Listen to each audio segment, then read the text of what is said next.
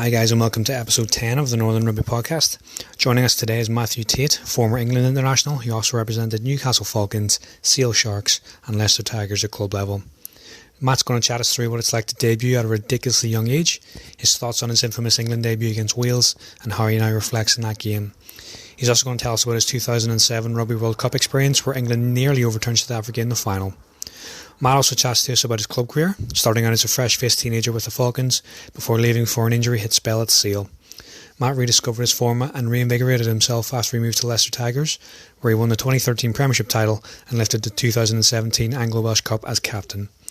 An accomplished Sevens player as well, Matt discusses his time on the England Sevens circuit, culminating in a trip to the Commonwealth Games. A very interesting chat, so let's hear what Matt had to say. Hello. Hi Matthew. Are you alright? Can you hear me alright? Yep, I can hear you fine. How's things?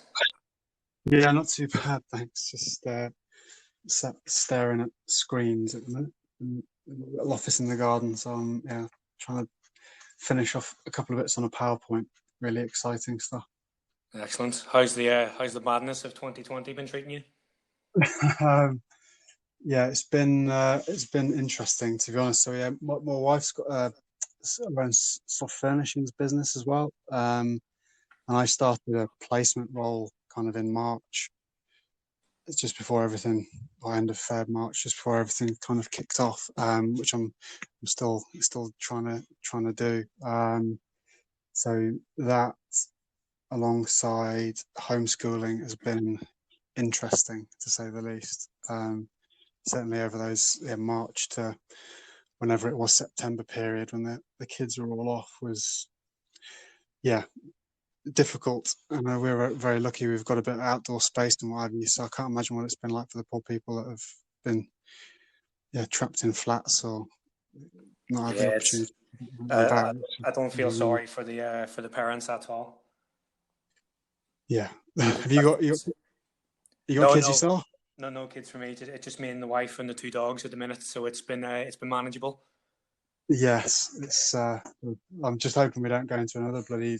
Well, it looks like we're going to get some form of lockdown anyway. But as long as the kids stay at school, I think we'll keep my sanity. Fingers crossed. But thanks very much for joining us on the podcast. It's always nice to have a ex-Falcons with us. I know, yeah, XX now, isn't it? Yeah.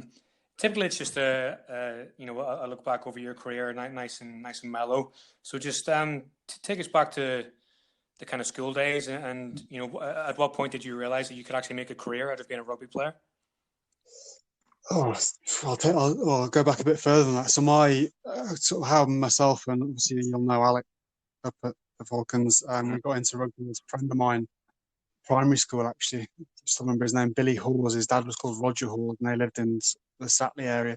And he was a coach over at Concert. So Concert was my first junior club, and we went there from being, it must be 7 or 8 maybe, something like that. And that was kind of how it all started out, and playing on the local kind of club circuit against the likes of Brighton and Blaydon and Houghton. I'm sure Houghton Spring was on there. Maybe it wasn't. I certainly remember playing against Brighton and Gateshead Fell and people like that. Mm-hmm. And then we both ended up at Barney for our secondary school, and we're just really lucky that there was a amazing rugby program there. I think that was one of the kind of main reasons Mum and Dad wanted us to go to Barney, was outside of the academic side of things, was the kind of sporting pedigree that the school had. And it was through that. So Martin Pepper, who's still there, he's now deputy head, was the rugby coach, or kind of oversaw the rugby program.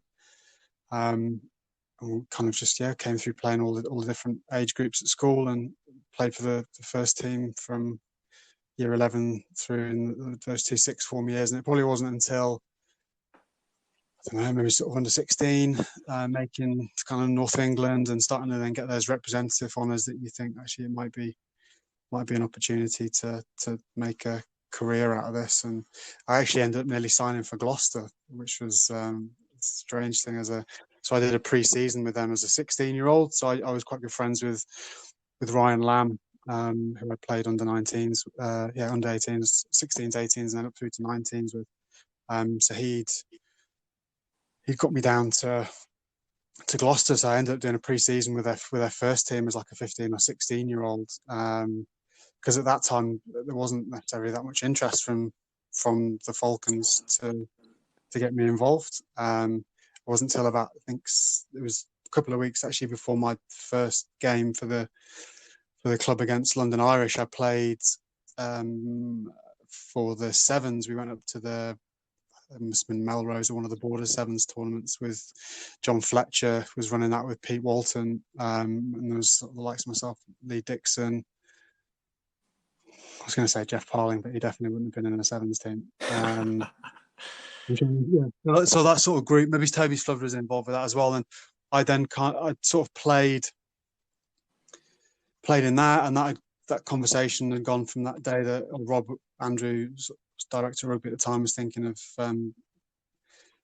just getting me warming up with the team, just to sort of be in and around and part of it, and kind of savour that experience of doing that, to then actually I think he's going to put you on the bench, and then that went from you're on the bench to actually you're going to start against London Irish, and I think it was the final game of the 03 or 04 season, I can't remember. But I'd been down probably the week before that, and done a couple of sessions with Blackie and Johnny down at Darsley Park, which was I don't know whether the club still uses it. It used to be the Newcastle United indoor training venue down there. So obviously it's like a 17-year-old kid still at school, getting down, doing a session with Blackie, who was a legend in his own right, but alongside Johnny. I think was all part of the master plan to stop me going down to Gloucester and to join the club. So then I then played in that London Irish game, and obviously gone quite well, and managed to score a try in that, which I can still vividly remember all these years later. But it was travelling up that week, and I was in the middle of my A levels, sort of in between doing revision for my A levels, going up, and I think I only really did a captain's run and maybe one training session with the team, and then just turned up and played on the Saturday against London Irish. Unfortunately, it was a nice sunny day at Kingston Park. And what's that kind of like? Because you've went from kind of the under-19 World Cup, which was a few months before, to getting your contract, to then going straight in the team. And a lot of the players and the fans won't have known who you were or what you were about. So what's that like? It was just really weird, because I sort of grew up a Falcons fan, and obviously still follow the club really closely, but used to go through with Alex and my dad, and we would be there watching games when I don't even know which stand it is now, which is the covered end stand. Is that the south stand? South stand, yeah. South stand, yeah. When the south stand was just concrete steps, and it was the temporary stand where the main stand is. So yeah, we were fans, and I'd grown up kind of supporting and watching the club, and then to get the chance to train with Johnny, who was probably the most famous rugby player in the world at that time, a few months after the World Cup. And I remember turning up to the training session and sort of talking to Hugh Vivian. I'm trying to remember the South African back. It was Warren Britz, I think. I just remember him. And obviously Nooney and Tom May and those guys. And just turning up, and Dave Walder, them kind of walking me through the calls. I don't recall us having too many calls at that time. And it was just really strange having gone from been a supporter to then been on the pitch, and I'm guessing not many of the fans necessarily knew a huge amount around who I was, but it was I just kind of like callow youth. I think I was about 79 kilos when I made my debut on the wing, which I'm not sure I'd survive in today's game at that weight, to be honest. But like you say, things went well. You scored a try, and as we approach the next season, you're pretty much in the team full time, and you get called up to the England squad just for training initially. Is that right? Yeah. So actually, I started the next season. I was in the second team for I think a couple of A-League fixtures at the start of the season. I remember playing against Northampton Saints. It was one of those first A-League games and getting just completely smashed by Sean Lamont. It was almost like the first game was almost like the honeymoon, and this was the reality of what professional rugby was. I think he wanted to prove a point, so he managed to sit me down a few times. And I was just quite fortunate, to be honest. Well, fortunately for me, that Michael Stevenson got injured, and I was kind of next in line to get a shot. I can't remember I think it was against Newport, actually. Gwent Dragons down at the nice rainy Rodney Parade. It was the next fixture I was involved with, and I think I gave a decent account of myself, and then was sort of then in the team from that point in, and we played a couple of big European games against Perpignan at home. Who else did we have in our group? I'm trying to think. Perpignan, Newport. That was the year that you went to the quarters. So was it Edinburgh, I think? Might have been Edinburgh, yeah. So I was involved in all of that, and then there was it was kind of, I say, initiative. It was the RFU had the National Academy, so I was involved in that, which is kind of under Brian Ashton's tutelage, and then the next part of that was it was like the early version of a bit like Eddie Jones does now, where you bring in younger players. There was a group of about 5 or 6 of us, I think. So myself, Tom Rees. God, it's just testing my memory now. Clive Stewart-Smith, remember the scrum half? He was involved in that as well. So we were just kind of training with that squad. And again, it was just really surreal for me that I think one of the first camps we had was at Loughborough. I'm sure there's a picture of me knocking about with a shaved head and a dodgy all-in-one Adidas tracksuit with Nooney. And actually, I'm bouncing around. You're testing my memory, but prior to that, I'd played on the Sevens as well. So I'd been involved with the England Sevens, Dubai and George in South Africa, and that had kind of gone reasonably well. And that, I think, subsequently led to the call up to this England's kind of training squad, if you like. And then we had a training camp at Loughborough, and again, similar to what happened with the Newcastle conversation, it had gone to, we're going to keep you involved in a kind of reduced squad to, we're thinking of starting you on the bench, to how do you feel about starting? And that was, sort of interesting conversations, and obviously the debut didn't necessarily go to plan. Yeah, but I mean, as an 18-year-old kid, people tend to think that, young kids just take things in their stride. But was there ever a point where you kind of thought to yourself in these little quiet moments that things were maybe going a bit too fast, or were you just excited by the whole thing? I was probably just a bit naive to it all, to be honest. And kind of up to that point, I'd sort of always been of the mentality that I'd worked hard and trained hard and was playing well, and it just seemed like the kind of the natural progression of what I'd wanted and what I'd always worked towards. And to that point, I hadn't really then had any significant, I guess, setbacks. Mm-hmm. So I didn't really. I was also probably naive to.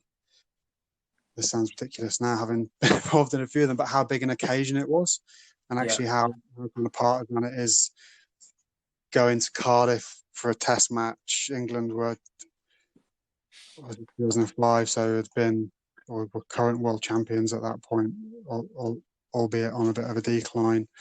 I mean, it wasn't probably till the night before the game I'd started to get some proper nerves.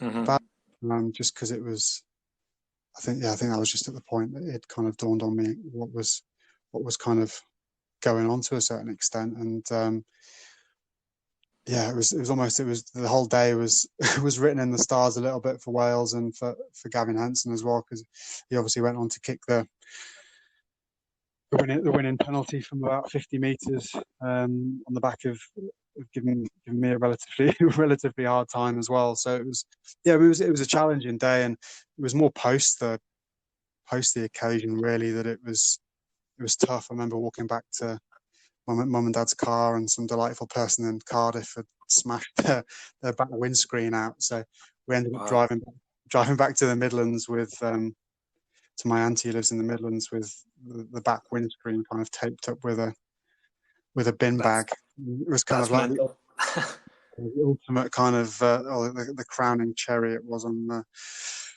It was just rounding off a difficult day, but it was the bit I found probably more difficult was I'd been good enough 1 week to then not just be dropped from the starting 15 to be going completely out of the match day 23.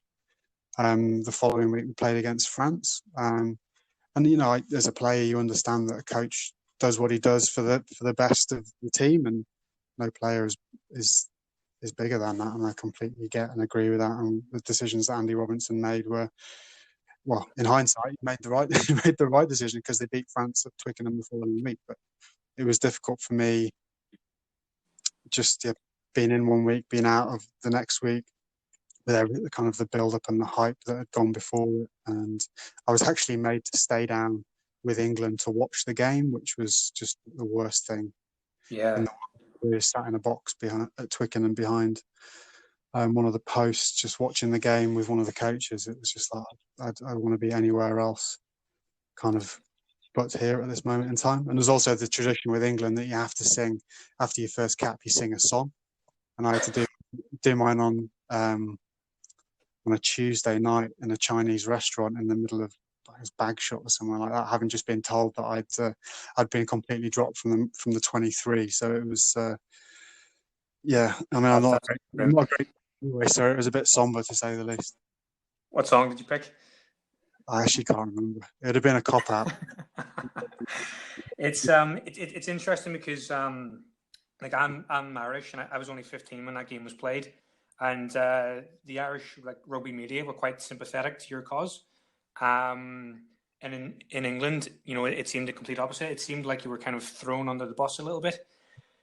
Is that what it seemed like to you at the time?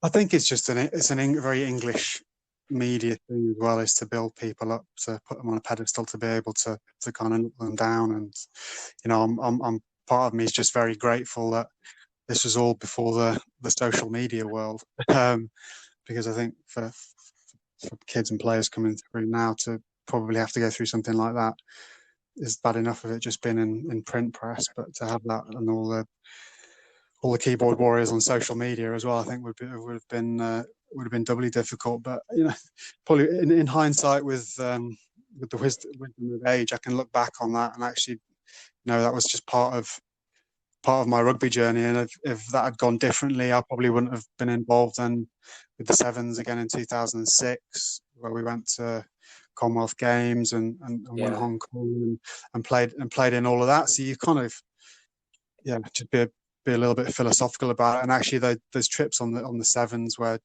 Rob and Blackie had the foresight to be like, look, you need to go away and not really find your love for it, but just kind of go back to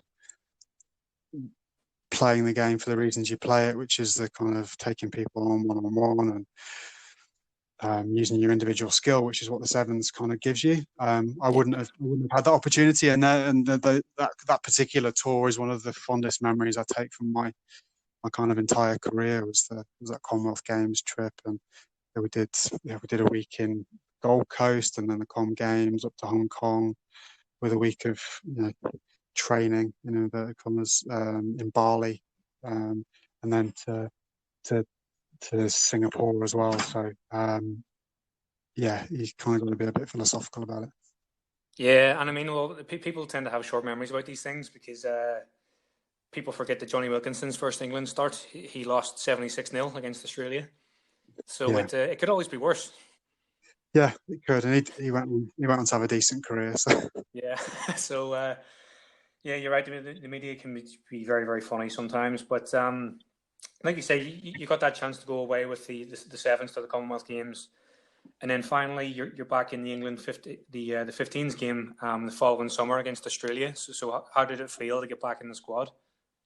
Again, it was just relief to be back involved in it again. And unfortunately, we went away to Australia and had a pretty a pretty tough time down there in the 2 tests, and I sort of got messed around position wise with Nooney actually when we were down there. So of the 2 tests, I think I started one in the centre. I don't know whether Nooney played the first one, and then the second test Nooney was in the centre, defending in the centre, and then I was attacking on the wing or defending on the wing. It was all just really bizarre and kind of a hodgepodge. But it was, it was nice. It was nice to be back involved, and again, it was another one. Chalk it up to learning the international game. Yeah, and obviously you made an impression because you stayed in the team right through to the World Cup, and at that time, even though you've been in the in and out of the team for a while, you're still the youngest player in that squad. So how did you feel when you're named in the squad to go to the 2007 World Cup?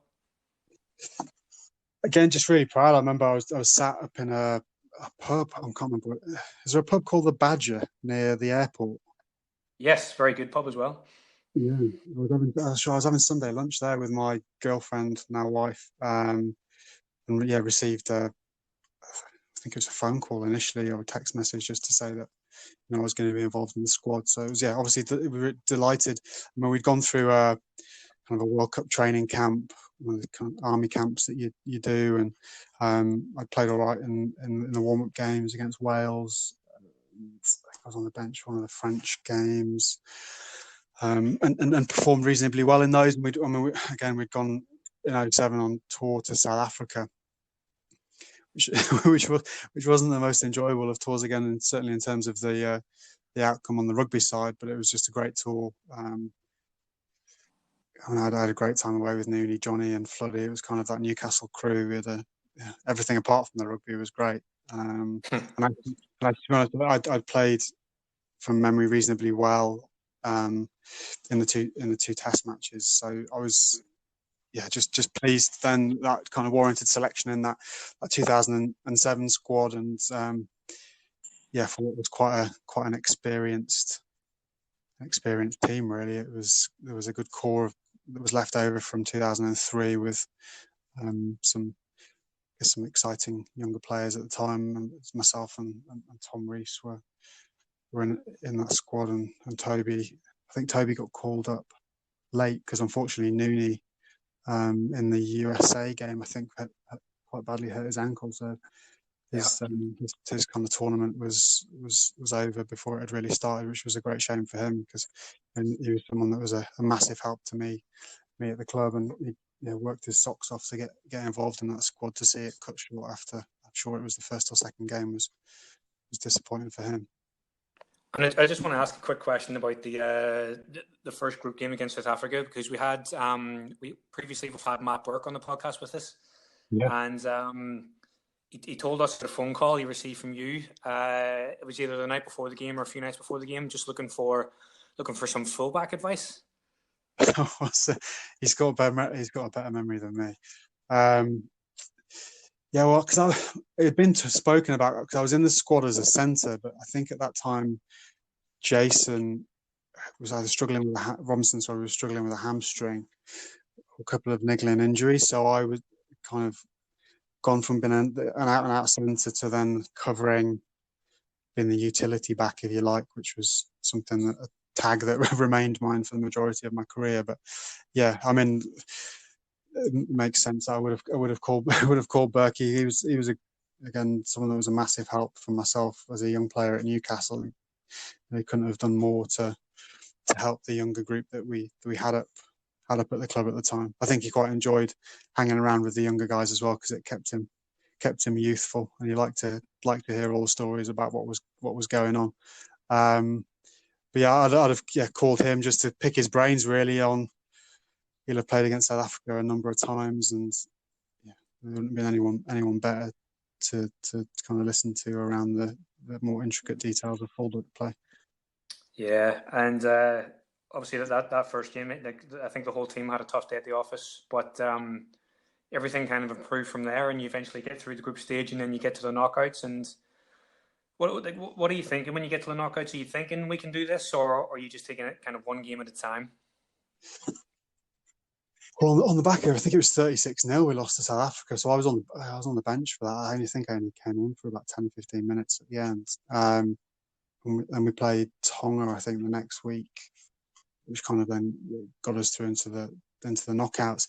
I mean, we travelled from Paris down to Marseille for the Australia game, and the Aussies are pretty good. And if you look at the quality of their side, it was, I think Gregan was at 9. I think Larkham got injured, so they had to play Giteau at 10. But I mean, they still had Takiri, a young Adam Ashley Cooper in the back line. I'm sure Matt Rogers was involved in there somewhere. So it was just a really good team. And we travelled down, say, from Paris to Marseille, and there was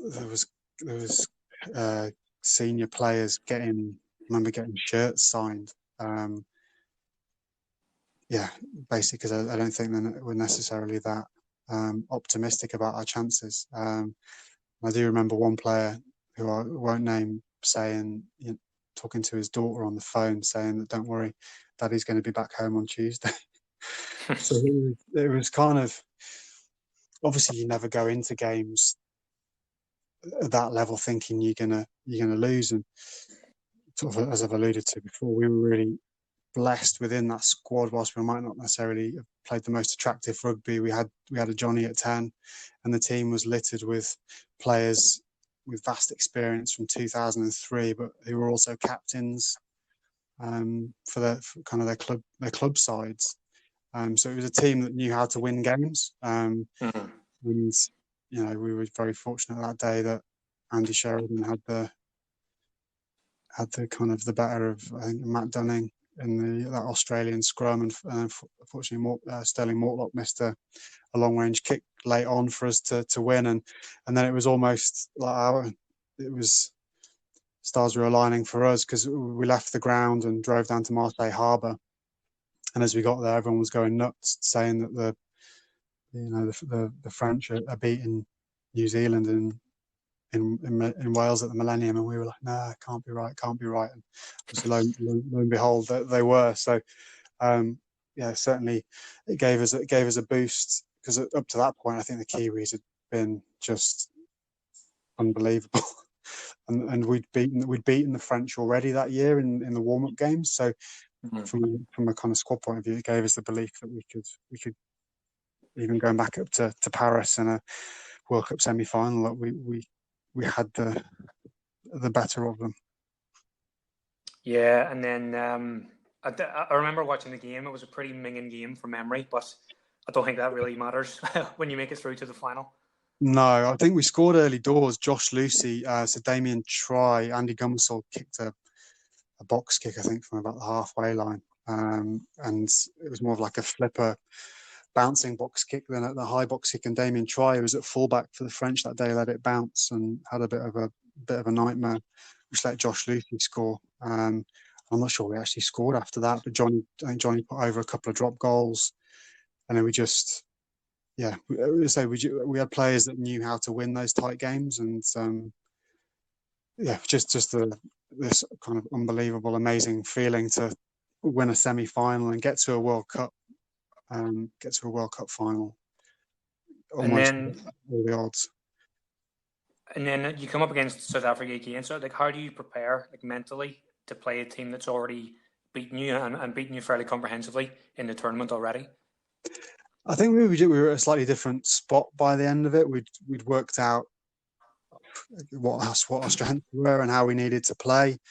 I think South Africa had I think we're undefeated to that point, and had looked, alongside New Zealand, the kind of red hot favourites. And Brian Habana finished at top try scorer in the tournament as well, so he was on a hot streak. And look, we, even going into the final, it's a one-off game, and there's very much a cliche that kind of one-off games, anything can happen. And we all said the Mark Cueto try that was disallowed, rightly or wrongly, depending on whether you're South African or English, and that was our moment. It could have gone our way, and it didn't. Who knows? It might have changed it. It might change the outcome. It might have not. I think in hindsight, South Africa were a better team throughout the tournament, and the better team on that night, and fully deserved to win it.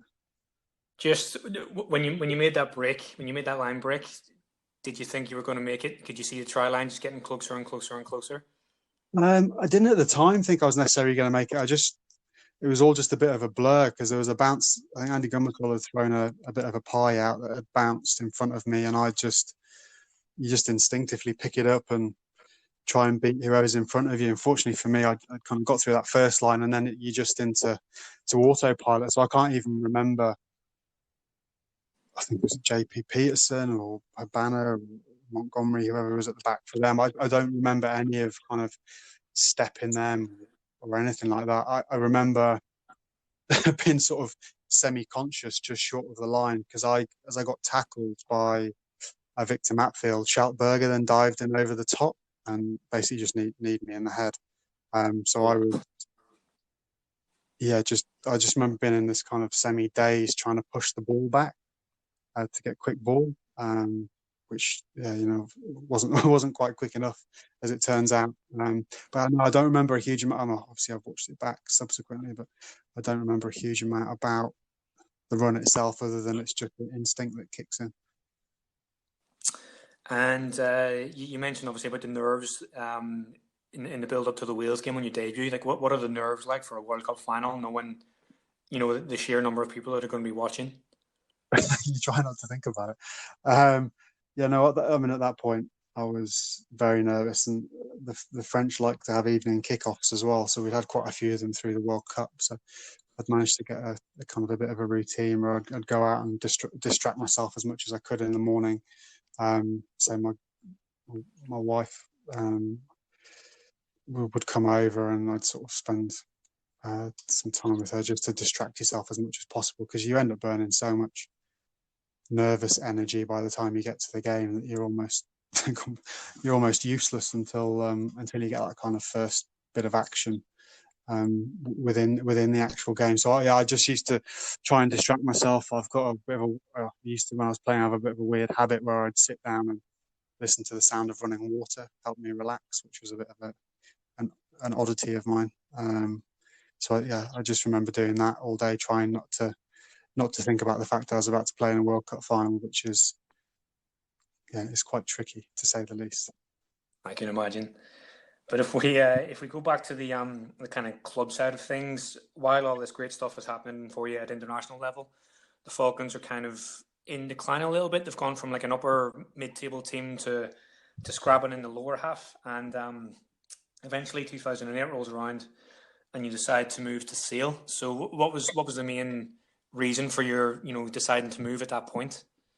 It was just prior to that, there was a group of younger players, myself, Toby, I'm trying to think who else. We'd agreed contracts to stay, and with Fletch, who was obviously coach at the time, and the circumstances around Fletch's involvement had changed, and it just felt as if that was sort of the right time then to go elsewhere. And I had the opportunity to move to Sale at that point in 2008. I'd met Philippe Saint-André, and I think they won the title the previous season, maybe the season before that, and they were building a squad that was, I was excited to be a part of. So there was Luke McAllister, Rory Lamont was there, Andy Sheridan, Juan Lobbe, Wayne Peel signed the same time as me. So they were looking to kind of consolidate themselves as a top four team. So I was kind of really excited to move down there, and it was the first time I'd been away from the northeast as well, and it just felt like it was almost the right next progression as well, to move down there. Sort of ironically, my first game for Sale was Newcastle at Newcastle, which was a bit of a strange one, rocking straight back up to Kingston Park, having just left, and going into the away changing room rather than the home changing room. It was, the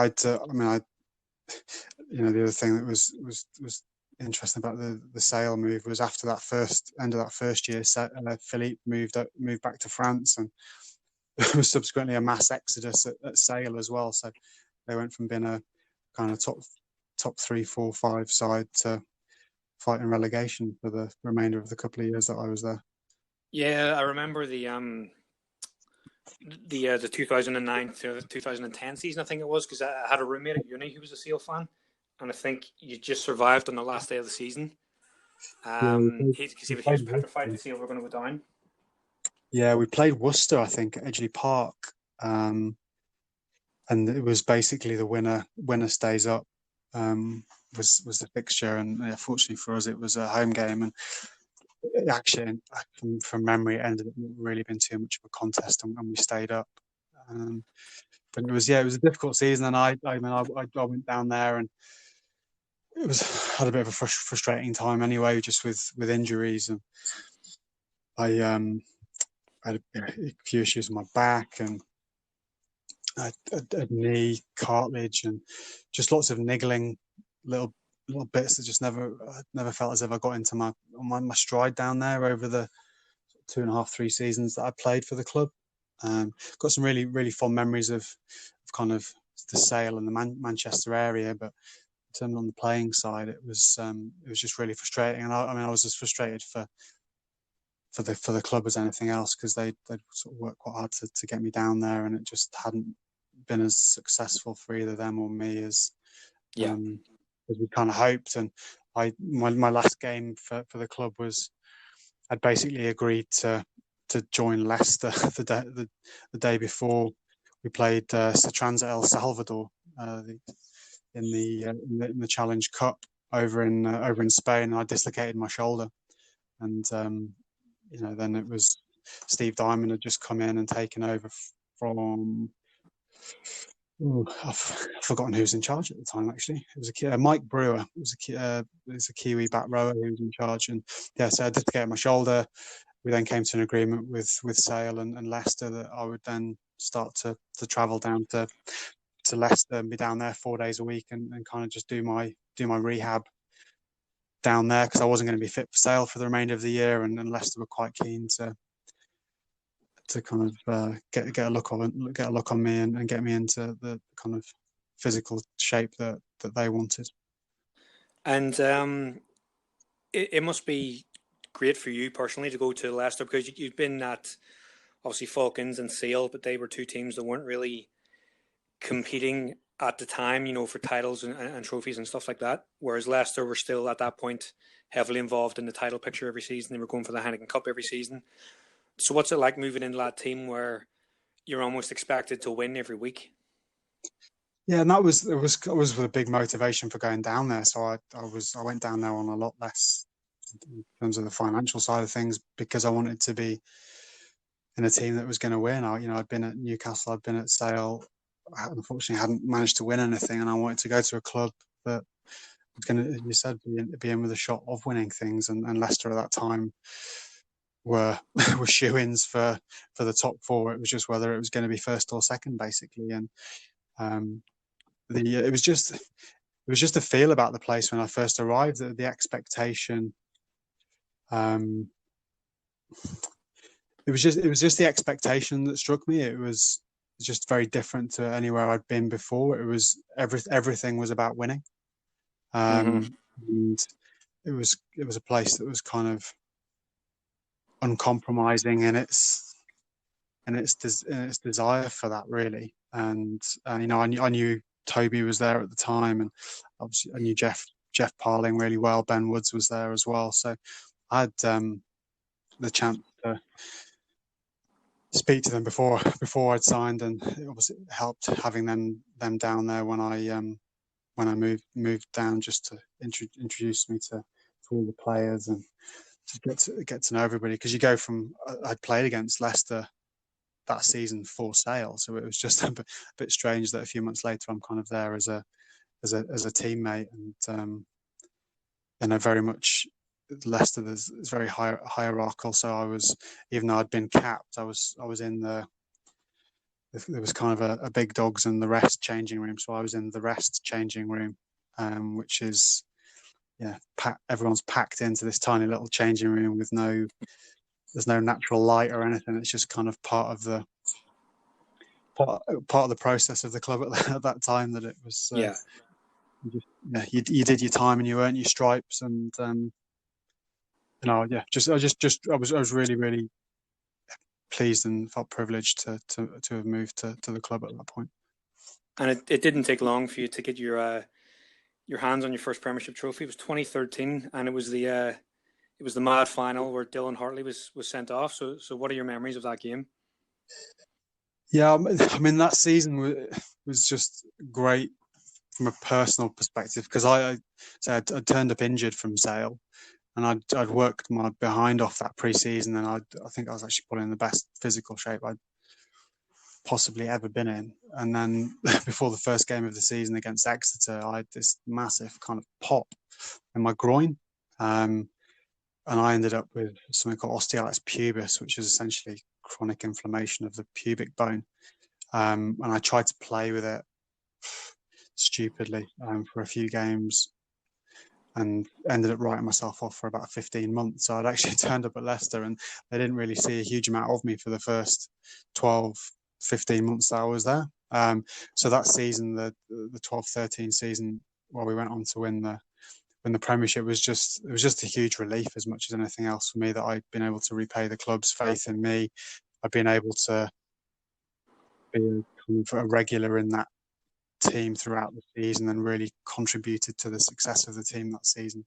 And then to go on to, we beat Harlequins in the semi-final at home pretty convincingly, and then to go and play your arch rivals at Twickenham, glorious day, and to win in the manner that we did was just an amazing feeling. It was ultimately the decision was to move there was vindicated, because it was to go and win trophies.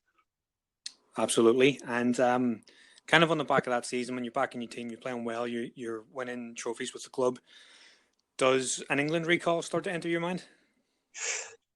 I think when you're playing well, you're always hopeful.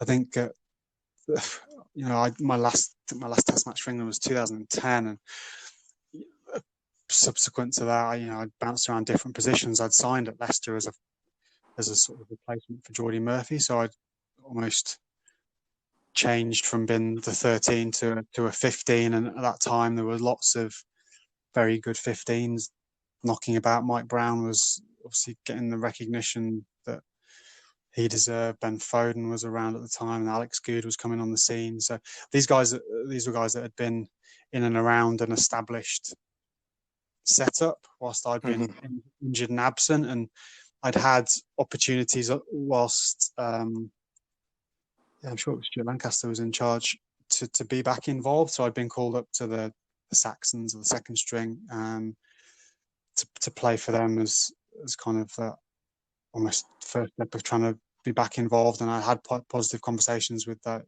England coaching staff, but every time I was on the cusp of doing it, I'd end up just with stupid niggly little injuries. So prior to playing against, I think it was the Wolfhounds actually, I got a really bad back spasm against Ulster in the Champions Cup at Welford Road, which set me out for a couple of weeks. So every time there was sort of building momentum to get back involved on that international front, it just it was almost like it wasn't meant to be. But aside from that, things are still going well for Leicester. I mean, you win that title, and then you go on this run where Leicester are essentially making the semi-finals every year. And you lost some really narrow games. I remember one against Northampton you lost late on, which must have been a heartbreaker. But I remember that one so vividly. It was because we were actually beating them really comfortably in the first half, and we just sort of capitulated last 25 minutes. And I think it was, you're right, Tom Wood scored in the left-hand corner, and I think it was literally the last play of the game to win it for them.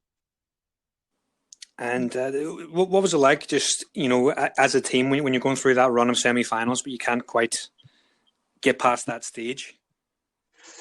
Just really frustrating, and actually it's sort of a lesson taken now I've retired, that you almost take them for granted. It was always, I'm sure there's players at Leicester now who kind of look back and having taken those those top four finishes for granted. That it was next year we'll be fine. Next year we'll get another chance. And eventually for Leicester, they haven't had a few chances for a few years now. And to lose a semi-final it's just heartbreaking, because it's the Premiership season is so demanding, and to make it into that top four, to get into the semi-final, to then lose it is just it's just very, very frustrating. To be fair, the semi-finals we lost, I think, were always away. So you kind of always up against it in terms of the stats have shown who wins those semi-finals, but it doesn't detract from the disappointment of losing them. Absolutely, because I remember, I think this was 2016 as well. You were very close to the Heineken Cup final, but it was Racing, wasn't it, beat you in the semi-final? Yeah, it was. Yeah, and I was really lucky that year that lucky Tom Youngs, his captain, got injured, and I was very fortunate to have been made captain for a significant portion of that year. So we beat Stade Francais convincingly in the quarters at Welford Road, and then we went to play Racing up at Nottingham Forest, and we had loads of opportunities, to be honest, to win that game, despite the sort of star-studded team that they had at the time. Dan Carter played for them. Joe Rococo was knocking about, and obviously got a fairly substantial French pack as well. And we just lost out, but we had opportunities in that. We were almost our own worst enemies. So, but it's another classic case of we've made the semi-final this year. We'll get personally, I was like, we'll get another chance next year, and we didn't. And there were lots of changes, almost following from that result, but kind of over the next 6 months post that result, Richard Cockrell left, and then Aaron Major left, and there was a bit of an overhaul of the club over that kind of next 6-12 month period. Yeah, but you still managed to get a little bit of success the following season. I remember you lifted the Anglo Welsh Cup. I think you were captain that day as well. Yeah, and I was. Yeah, again, really lucky to have captained the side, and we beat Exeter in the final at the Stoop. I think I missed a tackle on. I can't remember the winger for Exeter, which gave them their try, which was not very captainly of me. But it wasn't necessarily the first choice Leicester team, but we had some really good kind of younger players who really put their hands up during that LV campaign, and particularly the semi-final and the final. The likes of Harry Thacker, who's now gone down to Bristol and doing great things. Owen Williams, pretty sure played at 10 for us that day. Don Barrow, who's obviously ex-Newcastle, was at Leicester for a period of time. All played really well in that game, and we had to hold them out for a significant period of time towards the end of the game, as they do in typical Exeter fashion. But it was, for me personally, it was a really nice kind of milestone to lift my first trophy as captain of the side. Absolutely. And talk to me a little bit about Bayonne, because you had a move agreed to France, which then didn't happen. So what happened there? I'm trying to remember what season that was, 2016, 17 maybe. So as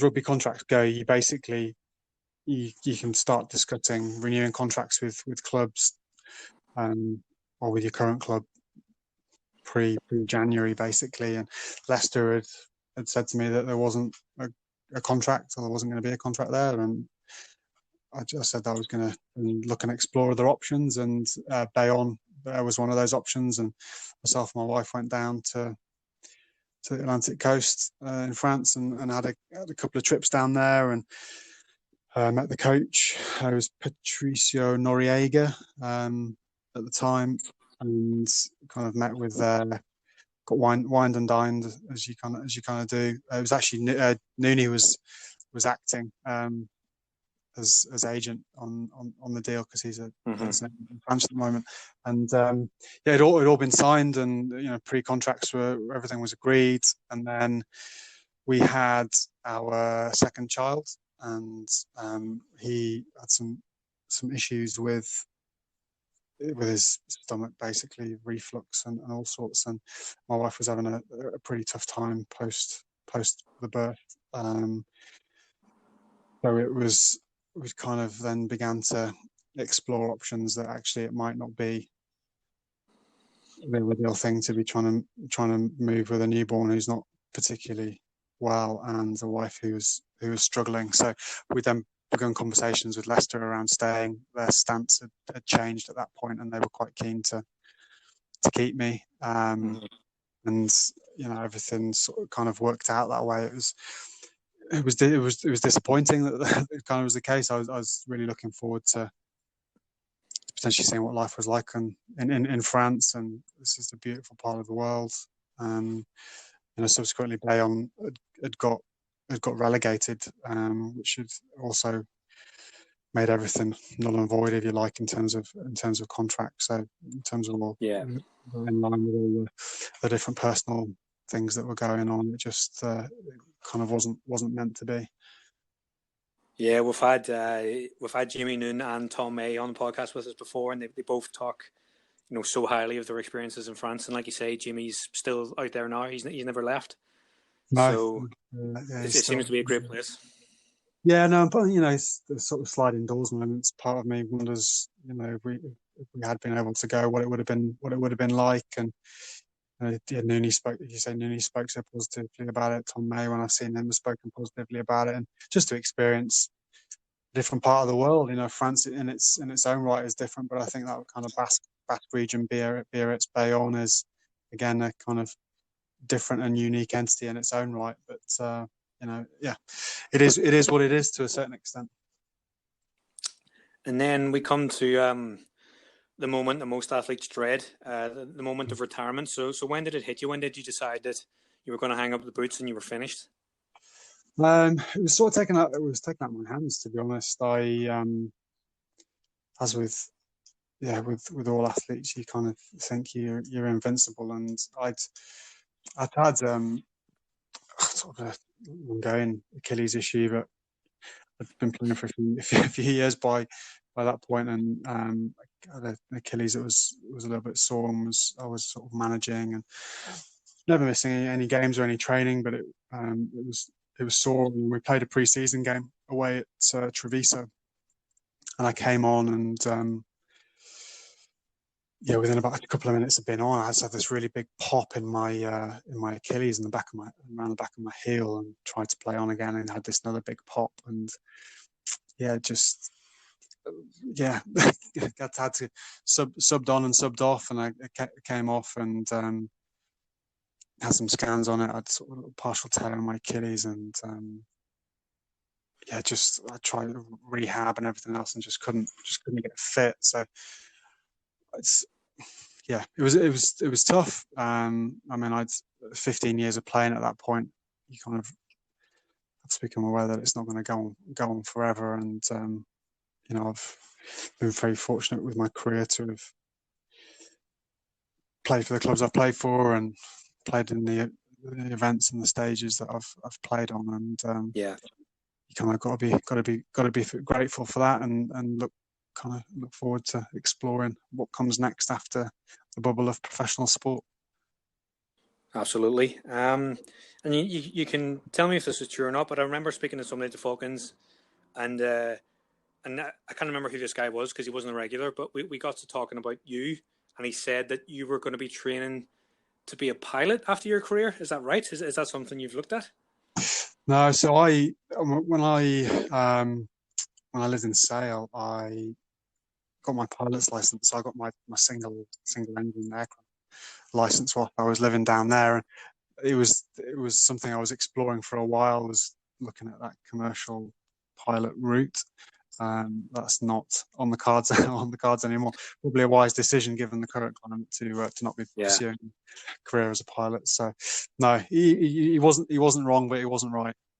Fair enough. And what are you looking to do in the long term? Do you want to get back involved with rugby at any point? Do you want to do any kind of coaching, or do you want to just stay away from rugby altogether?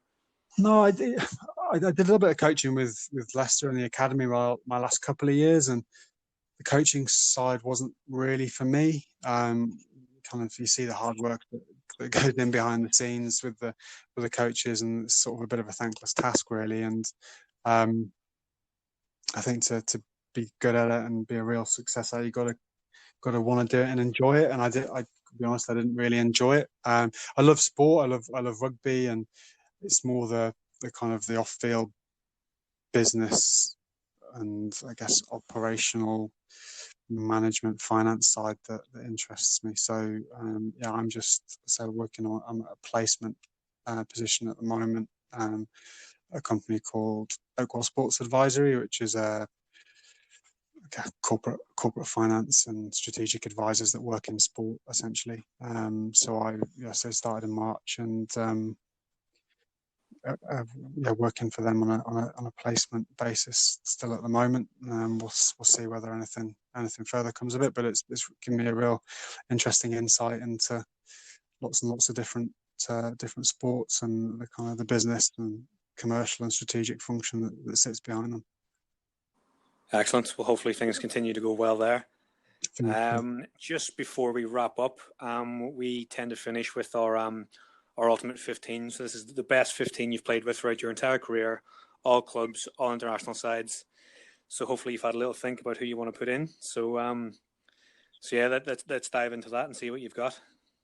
Yeah, well, I was trying to do this before when you sent me one as a question, and I was struggling. But so I was going to go front row of Marcus Ayerza, who I very fortunately I played with at Leicester for a number of years, Tom Youngs, and then I was torn between Dan Cole and Carl Heyman.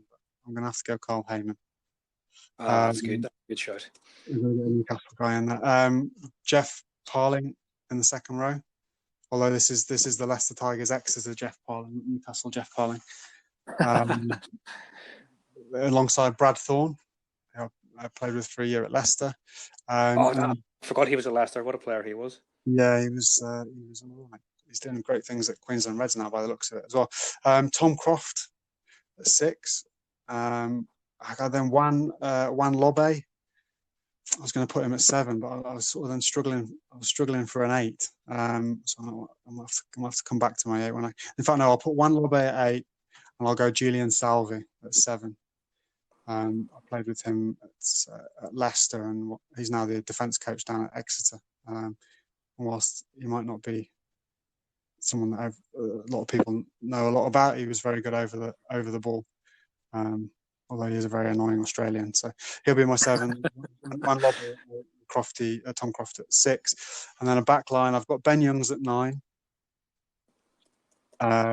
Johnny Wilkinson at 10. Yeah, everybody who plays with Johnny picks Johnny. It's just automatic. It's just automatic. I mean, he was quite good, in fairness to him. And then 12s. I mean, I've got to go with Nooney. But I also played with Luke McAllister, so whereas they can play a half each.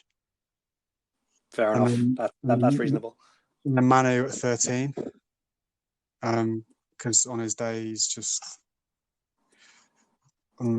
ridiculous, untouchable.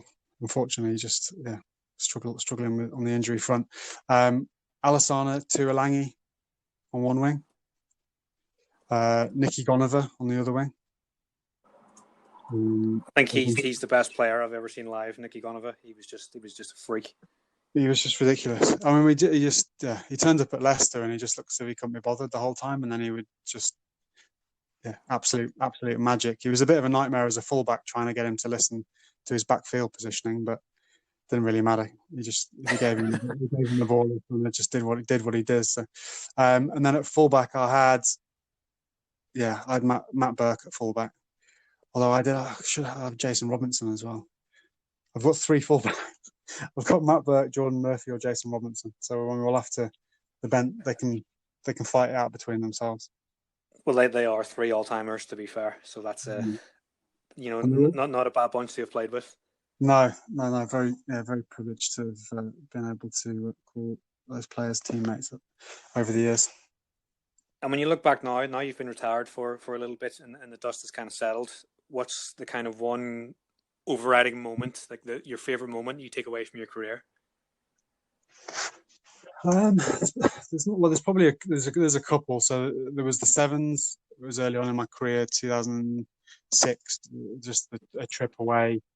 It's basically about a month away from the UK, the Commonwealth Games, Hong Kong, and the training camps and everything that kind of were in and around that. It was just an amazing experience. And if you've not done Hong Kong sevens, when the world's back to normal, I encourage you to go and stand in the South Stand for a couple of days.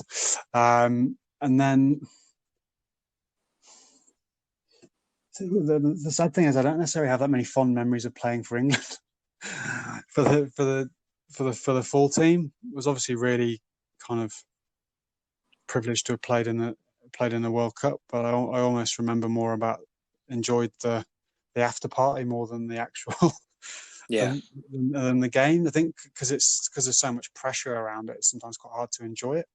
And then certainly on a club level, winning the title with Leicester in 2013, and actually all of that season, and just been a kind of a key cog, if you like, in that the success that year was a really fond memory.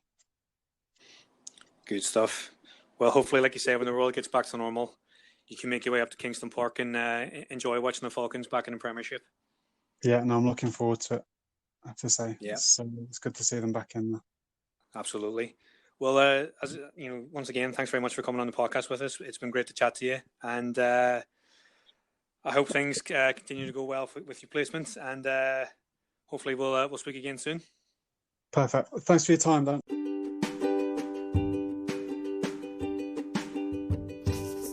So that wraps us up for episode 10. Thanks once again to Mathew Tait for joining us today. We hope you enjoyed our look back over his fantastic career, and please do keep an eye out for our other podcasts across Spotify, Apple, YouTube, and the Anchor podcast app as well. You can follow us on Twitter to keep up to date with all of our future podcasts, and we will see you guys next time for episode 11.